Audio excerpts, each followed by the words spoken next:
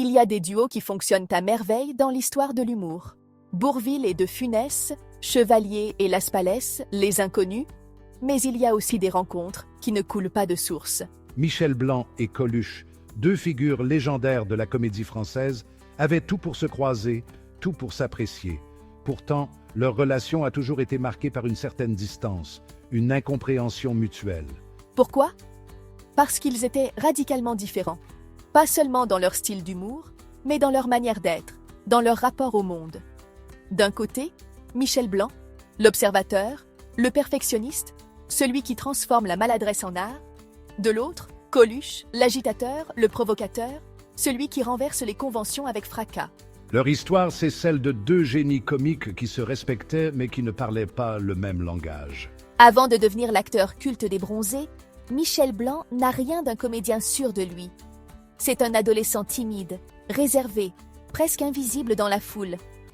Son premier déclic, il l'a lors d'un cours de français, au lycée Pasteur de Neuilly. Ce jour-là, on lui demande d'interpréter une scène des Précieuses ridicules de Molière. Contre toute attente, il se porte volontaire. Il monte sur l'estrade, commence à réciter, et quelque chose d'inattendu se produit. Ses camarades rient, pas de lui, mais grâce à lui. Il vient de découvrir une vérité qui va changer sa vie. Il est drôle. Pour la première fois, il ressent une forme de liberté, une capacité à contrôler l'attention des autres. C'est un tournant. Ce jour-là, il ne sait pas encore qu'il vient de trouver sa vocation. Au lycée, il fait la connaissance de Thierry Lhermitte, Christian Clavier, Gérard Jugnot. Tous partagent un amour du théâtre et une ambition commune, créer quelque chose de neuf. Ils forment une troupe, qui prendra bientôt le nom du Splendide. Leur force? Un humour basé sur l'observation des petites absurdités du quotidien.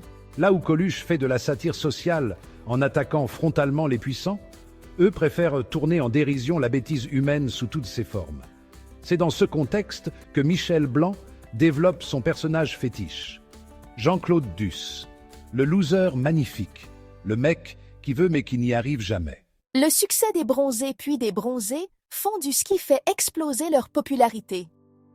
Michel Blanc devient une figure incontournable de l'humour français. Pendant ce temps, un autre phénomène est en train de secouer le paysage comique français. Coluche, issu d'un milieu modeste, il se fait connaître grâce à son ton insolent, son audace. Là où Michel Blanc construit ses personnages avec subtilité, Coluche, lui, fonce dans le tas. Son humour est une arme. Il dézingue les politiciens, se moque des travers de la société, choque volontairement pour réveiller les consciences. Il devient une véritable icône, capable de déclencher des polémiques avec une simple blague. Son charisme est immense. Mais il a aussi un côté sombre, une tendance à tester les limites de ceux qui l'entourent. Quand Michel Blanc croise Coluche, c'est un choc des cultures. D'un côté, Coluche, qui aime provoquer, bousculer, faire réagir. De l'autre, Michel Blanc, qui n'aime ni les conflits, ni les rapports de force. Coluche a cette habitude. Il repère les faiblesses des gens et les pousse à bout, parfois pour rire, parfois pour tester leur résistance. Michel Blanc, lui, ne supporte pas ce genre de dynamique. Sur les plateaux, il est souvent mal à l'aise face à Coluche. Non pas qu'il en ait peur, mais parce qu'il refuse de jouer son jeu. Il admire son talent, reconnaît son intelligence, mais il ne veut pas être l'un de ses jouets. Contrairement à d'autres comédiens, Michel Blanc ne cherche jamais à entrer en confrontation avec Coluche. Il ne le suit pas dans ses provocations, mais il ne l'ignore pas non plus. Le respect est là, mutuel. Mais il y a toujours cette distance. Coluche, qui aime dominer son entourage, ne sait pas trop quoi faire de quelqu'un comme Michel Blanc.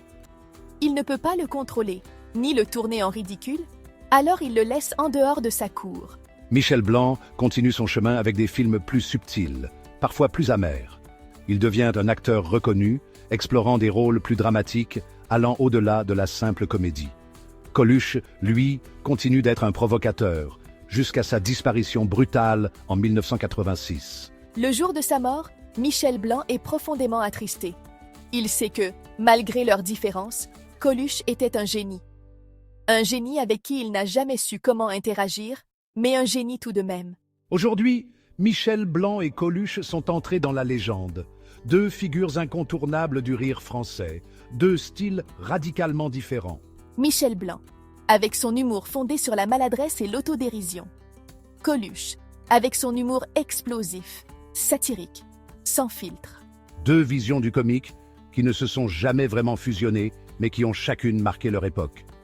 Et vous, si vous deviez choisir, seriez-vous plutôt Michel Blanc ou Coluche?